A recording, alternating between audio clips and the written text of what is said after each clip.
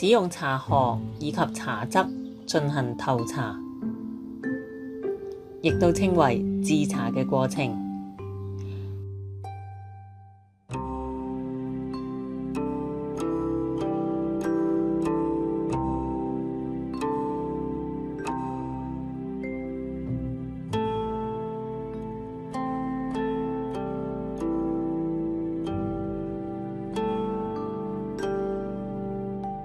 留意雙手去攞茶殼，將茶殼帶到自己心口前面嘅位置，調整好之後就會攞茶汁準備投茶製茶啦。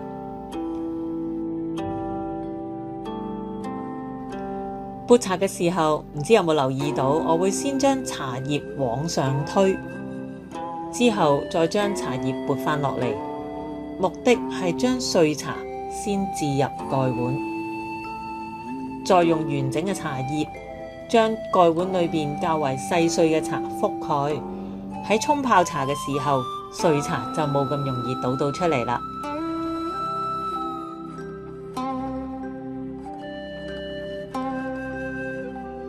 有冇留意到我係點樣攞茶汁呢？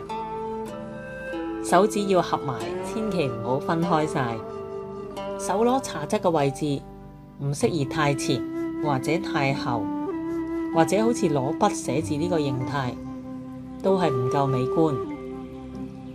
保持手指合埋，我哋會用手攞住茶汁中間嘅位置，方便我哋操作。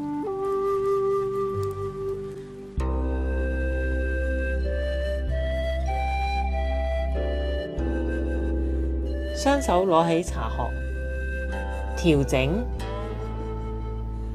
攞起茶汁，撥茶葉。攞茶殼嘅時候，身體呢亦都係吸氣向上，再傾前。